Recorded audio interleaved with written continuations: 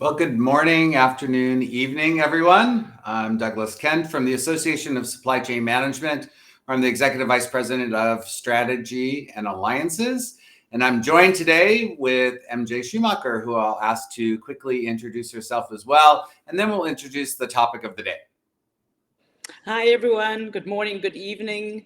I don't know what time you're at, but I'm here now in Cape Town in South Africa. So it's evening, it's dark, and I think we'll talk a little bit about that subject later about load shedding and electricity, because that's what we're facing at the moment. Yes, my name is MJ Schumacher. I'm here representing SAPEX. SAPEX is an organization that's been around since the 60s.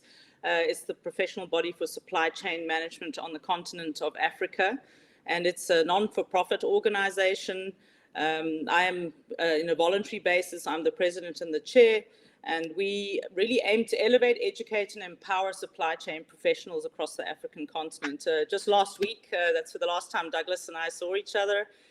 We were at the SAPEX conference. It's the biggest conference actually on the continent of Africa, where we bring everyone together. And it was amazing because it's the first time we actually saw each other face to face in 3 years. So very good energy, great conversations. Douglas and I, we worked together on a little workshop, and it was really fantastic. A little bit about my background. Supply chain professional for over 30 years. I worked in the Netherlands, companies like Ricoh, across to Switzerland with Lego, and actually spent most of my career, 15 years, with Johnson & Johnson, mainly in the pharmaceutical sector with Janssen Pharmaceuticals across operations excellence and supply chain management, with a couple of global roles in the meanwhile. So very practiced in the corporate world. And now I have my own business where I consult. And this is working with SAPEX is something I do on the side, because I really think it's important that we promote the supply chain management profession. And if you've ever looked at the World Economic Forum report or what are the future jobs, supply chain management is one of them. Great that you've all joined us this evening. Yeah, and I see everyone popping up, MJ, and I see a lot of familiar names and faces. Yeah. So thanks everybody for joining us today. As MJ mentioned, we had the opportunity to attend the SAPEX conference together in South Africa. One of the things that we did, of course, was to try to understand a little bit more about what's happening on the continent. In particular, we initiated a study which first started with a collaboration effort with the Economist Intelligence Unit. Just shortly after the pandemic hit, we really wanted to take a look at companies' resiliency efforts. And we took a look at that from both the strategic and an operational perspective. And we wanted to compare that baseline coming from the initial study to what's happening now, and in particular, what's happening in some of the more developing countries. So we had fantastic participation, the largest regional participation we've had to date. And it included people from all over the continent and even beyond that. We had about 60% of our respondents were coming from South Africa, and then other regions as well. So we wanted to talk a little bit about that today, the great conversations and learning lessons coming from the workshop setting there. And this is just an example of part of those results. These are the survey outputs talking about really where disruptions are likely to happen, where are future disruptions, what keeps us as supply chain professionals up at night. And we wanted to compare that to, again, the initial study, which is represented here by the orange line. And then the blue line was really that came from the SAPEX participants and how they felt about it. And you can see here that the three most outstanding disruption expectations were market changes and demand shifts, as well as, and probably no surprise, we'll certainly talk about this a little bit more, but geopolitical instability. And then, of course, probably not also surprising, if we give a little bit of background and context to it, was the issue around raw material scarcity. So, MJ, you were there for the conversation. We talked a lot about why these would have topped the list in terms of concerns relative to disruptions. I think maybe we're used to the pandemic by now, so that didn't really top the list. But some of the other events, we talked a little bit about not only why these might happen, but what we can do as a community across ASCM, across the SAPEX community, to bond together to kind of tackle these problems, so you don't feel, in the land of misery, you don't want to be alone, right? So Maybe we just hit a couple of examples on that. Let's go immediately to the geopolitical instability aspects. And of course, as you said, if we can talk about it in terms of the context of South Africa, we can talk about it in terms of a lot of countries which are on the continent and even beyond.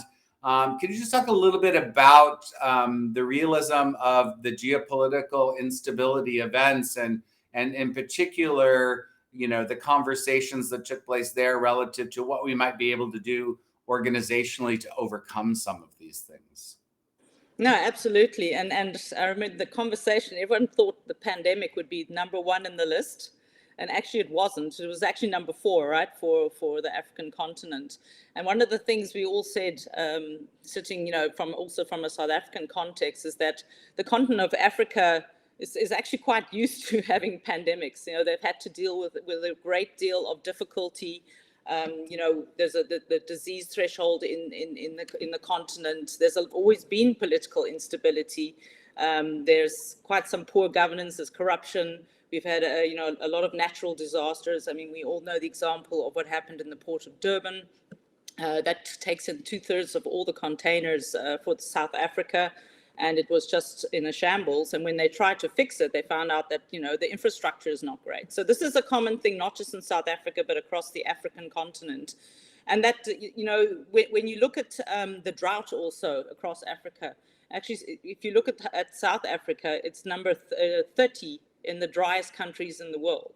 So this is something that also everybody has to think about, and that will affect the supply chains. Currently, at the moment, we're having load shedding, level 6. That means that they're missing 6,000 megawatts. So I have a UPS in my house. That's why I still have internet. And that's what people need to do. They need to make a plan. And in South Africa, that's what we do. We make a plan.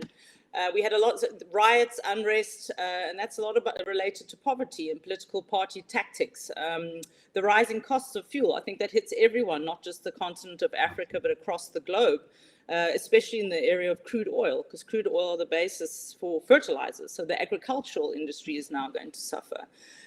One of the big things on the African continent is security of transportation.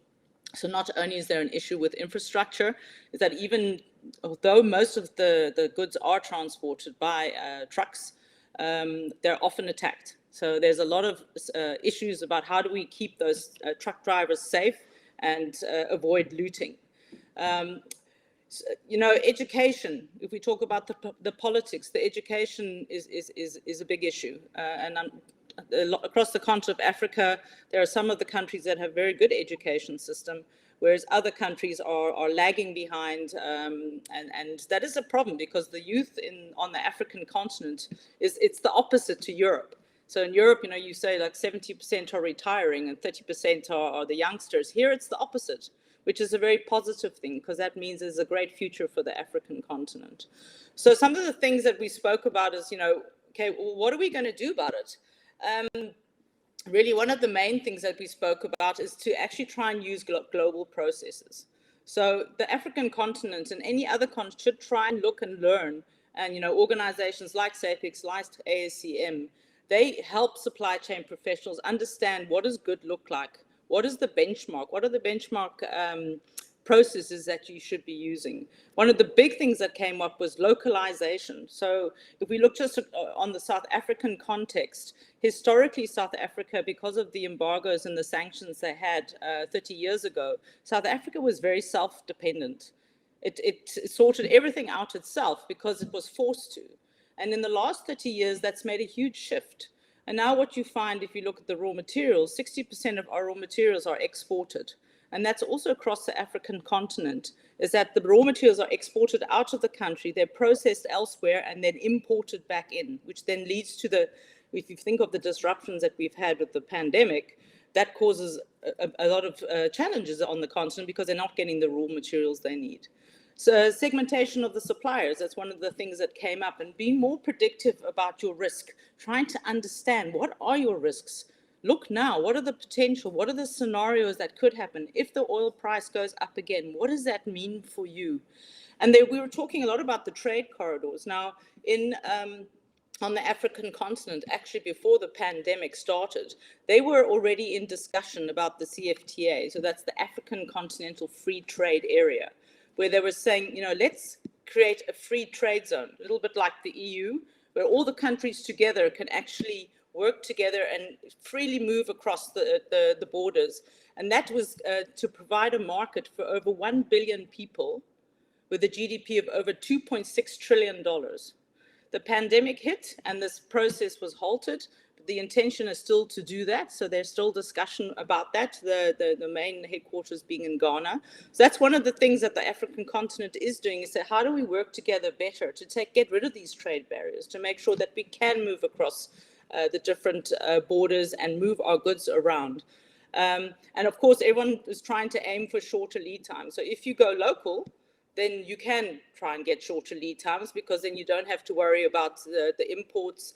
I mean, we had a great conversation as well about all the cost of containers, right? What was your example, Douglas, from China to A container from China to the West Yeah. Coast is 8 times more expensive than it was 2 years ago. So obviously these trade corridors and the expense and the instability of them, as you mentioned, quite a lot relative to some of the port congestion and situations.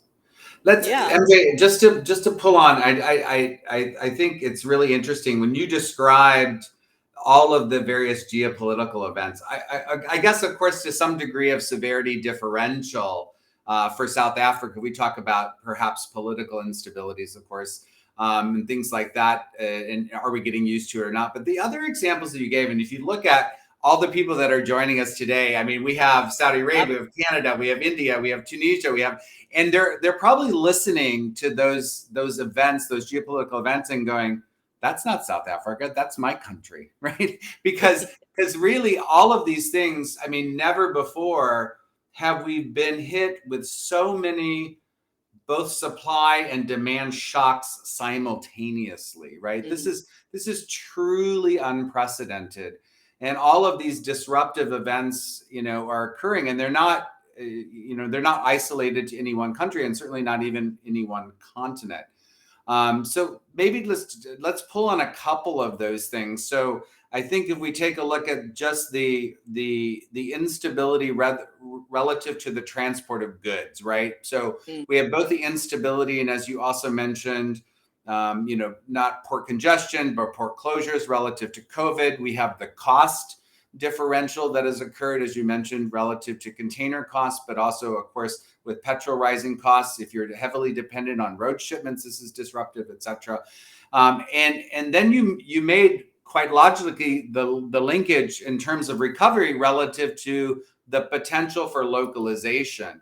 Now we think about that aspirationally, but as you rightly mentioned, particularly in South Africa, we saw a massive pendulum swing. Right, we were very very much dependent upon everything happening within country, and then there was a massive export import set of activities where that pendulum swung the other way. So going back to localization, if we're trying to overcome some of these disruptive events like insecurity of deliveries for imports and things of that, and concern about raw material scarcity, what we saw, et cetera, this is not an easy thing to return back to, right? So maybe you just talk a little bit more about, do you see evidence of localization actually occurring, and what is driving some of those things? And what do we need to do to allow that, resurgence of potentially some degree of localization, but to also not cause disruption in doing so? Sure.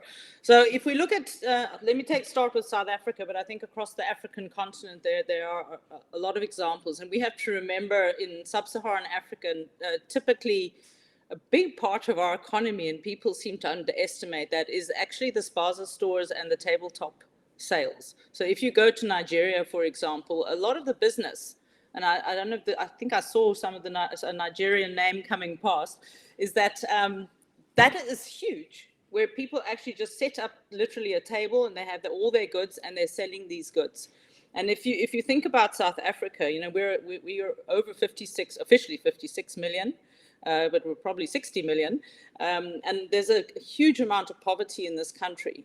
And with the infrastructure problems, with the political problems, a lot of people are setting up shop within the areas where they live. And even if it's just a basic little hut, and they put a little maybe some sort of a gate in front, and they say, okay, I'm going to get my materials, I'm going to get my bread, and they start talking, and they actually start helping each other also financially. So you get something like a stokvel, where you have a group of people that help each other. So one month somebody pays in, the other month somebody else pays in, and they help each other because they're financially struggling. If we look at TFG, it's the Foschini Group, which is a huge clothing manufacturer and a clothing retailer in South Africa.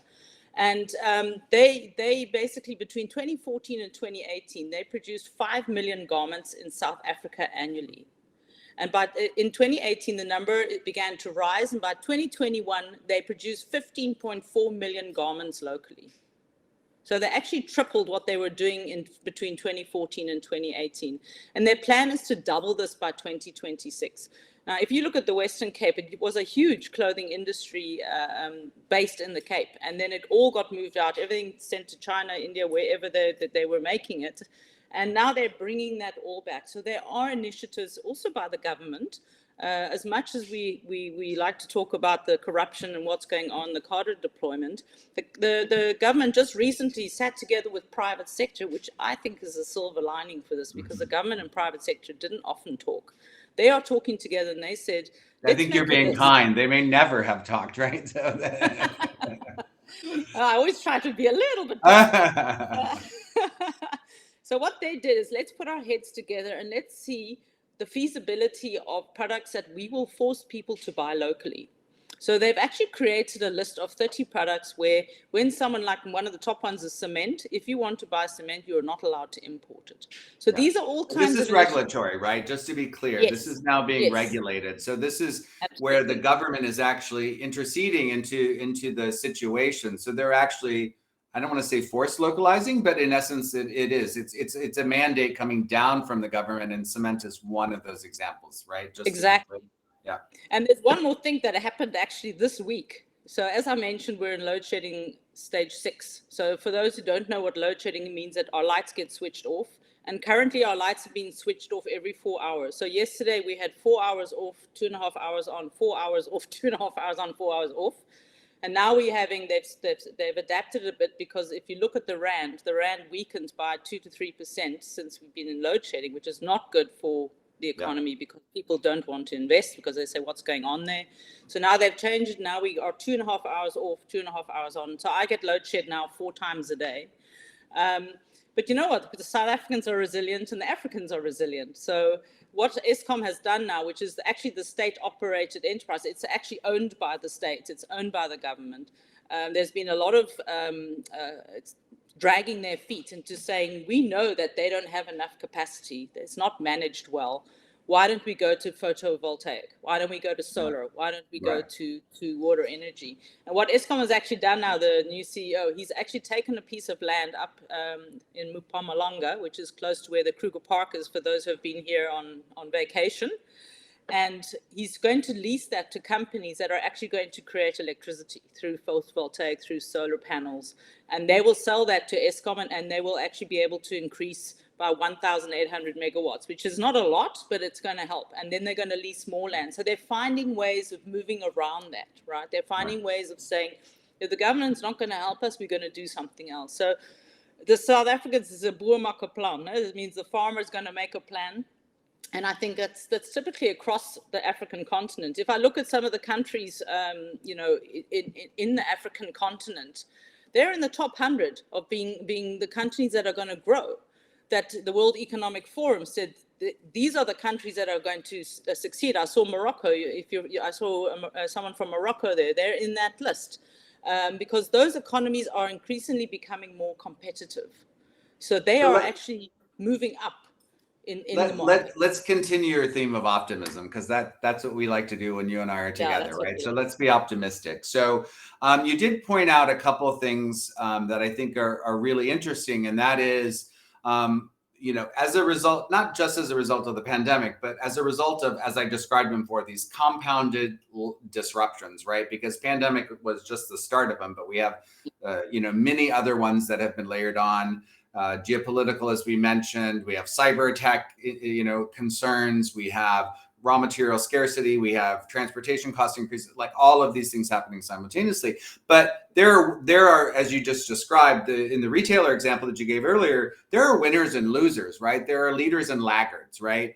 One of the things that we found with regards to the overall study, and you illustrated an example of this, is what is the characteristic of one of the leaders, right? Somebody who wins from this type of situation. And what we were able to identify was part of that winning formula, if you will, was the fact that I was very conscious about business continuity. I made plans, right? I had a plan that if a disruptive event had actually occurred, I wasn't trying to figure out what to do. I already knew what my continuity plan was, right? Exactly. And I think if we were to take a look at some of the differentials between leaders and laggards, was the plan, right? That they had a business continuity plan. The other optimistic thing that MJ just mentioned as well is the strive towards innovation and our ability not only to bounce back, right? This, of course, is what we refer to as operational resiliency, but to bounce to whatever that new normal might be, right? Mm-hmm. And that's more the strategic resiliency and really that strive to how do we get more innovative.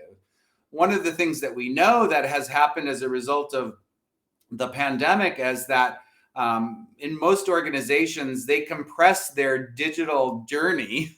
I'll say they're nice to have digital journey, compressed a 5-year digital plan into 12 months because they had to pivot. They had to figure out different ways to partner together, different ways to serve a customer, different ways to protect revenue, right? So just maybe a comment from you on, just the, keeping the theme of optimism is, do you agree like this sort of innovation strive and the move towards digital, et cetera, these are things that if we were to take a look at, what was the bright light coming from these layered disruptions that companies, particularly those who are leading, have really taken advantage of?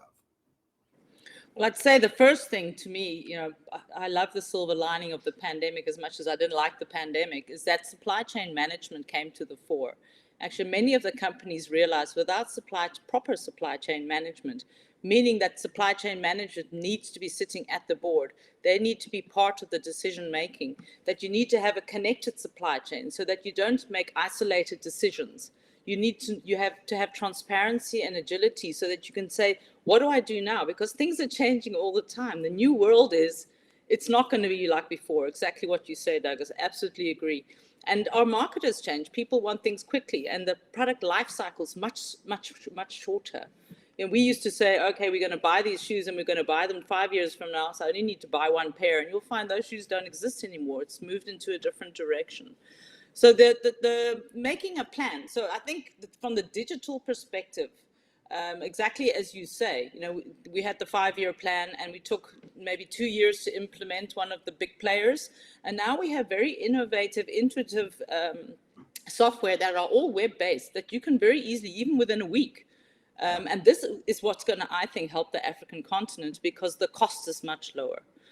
A lot of the countries in the African, they don't have the economic capabilities right now and the money because of the infrastructure issues that they have, the diseases that are in the countries, the governance that's going on. Although they're saying that one of the positives is that the Africans on the African continent are actually saying now, I want a proper government. They've actually had very peaceful elections, which is a really, really good sign. Yeah. So these digital revolution, let's call it, is that a company can pay, if I talk in rands, they can pay 3,000, 4,000, 5,000 rand a month, which is what, $300, and still be able to do their inventory management. They can do their procurement, they can do their forecasting, and they can upload something into that software, and it'll immediately work out something for them. And that's what's happened with the pandemic and the situation that we're in. Companies have realized, I cannot do without supply chain management. I need a connected supply chain. I need to be agile. We need to make the decisions together because I need the whole picture. I cannot, as a CEO, say, tell me what's happening in my business, and he has to wait a week because somebody is data crunching and VLOOKUPing in Excel.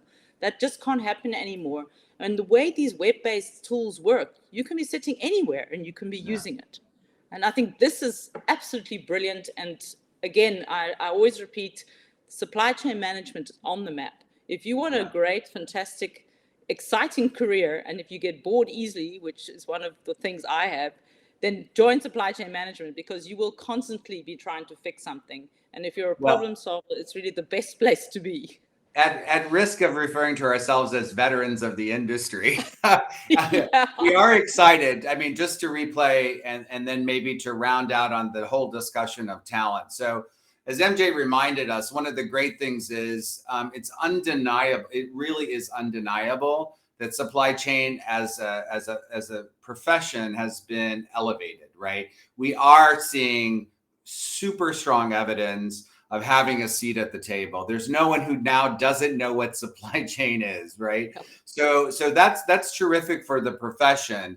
But the other side of that game is it's great that we have a seat at the table, but now we also have to grow supply chain talent to meet the growing needs. So if you play the two things out, we're very visible. That's positive. But that visibility comes with the fact that we're stressed relative to our talent development, because the reality of it is having a seat at the table, the high level of dependency, where supply chain is now not just thought of as the incremental people who drive incremental savings at the bottom line, but we actually protect and we can grow, and supply chains can compete to really grow the top line as well. But now we have to lift the talent up to be able to do that at all levels, early careerists. And I know we have students on the line here today, but those who are earlier in their career, to a mid-level manager, to an executive who now has to be able to transform companies to meet the objectives of the new normal. Maybe just talk a little bit as we round out these last few minutes, just a little bit about that talent and career pathway, and what SAPICS and ASCM are doing to help ensure that for all of the constituents along that career pathway, that we're trying to build products and services to make sure that the talent development, the talent growth that's necessary to mature these organizations is available to all. No, absolutely. I mean, that's what SAPICS is all about, right? So we have, as we mentioned, the conference. The last 2 years we did it virtually, but we still had it. We have a youth and professional and students meeting that we have, where we all will meet face to face again for the first time. Many sessions that you can log into, that so as soon as you become a member of SAPICS, you have access to professionals in the sense of building a network. That's also very important, because you can learn from each other. We have the small medium enterprise group. They meet every second week, and they discuss how they can help each other. And then we offer education, right? So we're a partner of ASCM. You can go through the website sapics.org. You can look at all the courses that we have. There are online courses, there are face-to-face courses, and this is, really a key thing, as well as mentoring. So actually, with the SMME group, we actually started also doing a mentoring program where we ask people to volunteer to be mentors, and they then mentor someone who's up and coming in their profession. And that is a key thing to do in your professional life, because you can't know it all. And often your mentor should be someone from a completely different part of the business. Don't have a supply chain mentor. Have someone who's doing something like in marketing or sales, because you need to work with them as well. You need to be an end-to-end person in your knowledge base, and try and find someone who's can help you, who can just talk to you. Sometimes it's just once a month you have a coffee, and the mentor is there to be a listener. Or you get a coach. A coach is there to ask the right questions and really help you find out, what you need in your career. Will you be my mentor, MJ? Will you be my mentor? Anytime. Anytime. As long as I don't keep you from your cocktail. Here in South Africa, it's wine time. I know we're running out of time here. I did want to mention, just to layer on to what MJ just said, one of the other things that ASCM took a very strategic decision on, that I hope the group here will certainly appreciate, is that we develop a lot of standards. We have, of course, our score model, which MJ and others have been working on, and we'll have a new release of the score model coming out in September. The biggest technical uplift of the score model ever in its history since inception in 1997. We have our environmental and ethical standards, known as our enterprise certification for sustainability. And we also have our digital capability standards. We took a decision in Q4 of last year to make all of those standards available to anyone on the globe. All you have to do is register for your credentials at ASEM. You don't even have to be an ASEM member to have access to that. So part of that educational journey, part of that learning, part of that best practice sharing is to have access to standards which are proven and known to increase the maturity of the supply chain. So I wanted to just make reference to that to let everybody know. Go on ASEM.org. You can have access to any of those standards free of charge. So unfortunately, geez, MJ, it's always the case, right? You and I could just chat forever. It was wonderful to have you with us today. Really appreciate your insights. I love the examples that you gave. I love that we turned the conversation into the silver lining and some of the good things that leaders are doing, and your sharing of examples and your experience and just sharing that with the team here today has been super helpful. So big thanks to MJ for joining us today. My absolute pleasure. And I thank you, Robert, for all the insights I'm seeing flying in here. So if anyone needs to learn about the costs of freight, there you go, large bulk ocean freight ships. Very insightful. So for those that are on there, please make sure that you have a look at what he has to say. And I see we received 100 messages today on Receiving Chat. Wow, thanks everyone. That's amazing. Yeah, I love it. So I just want to remind everybody, again, give us a shout. Let us know what kind of topics that you'd love to hear about. Join either MJ or I on LinkedIn. Drop everybody a note. Let us know what you want to hear about. We've got a great collection of professionals that we can tap into, and we love the opportunity to be able to share with you. So with that, we'll say thank you very much. And MJ, again, huge thanks to you. Good luck working with SAPICS and the team there. And thanks for sharing your insights today. Yeah, and thanks for giving me the time to talk to everyone. And again, as Douglas says, we're both on LinkedIn. Reach out to us. If there's anything we can help you with, just let us know. Thanks, everybody.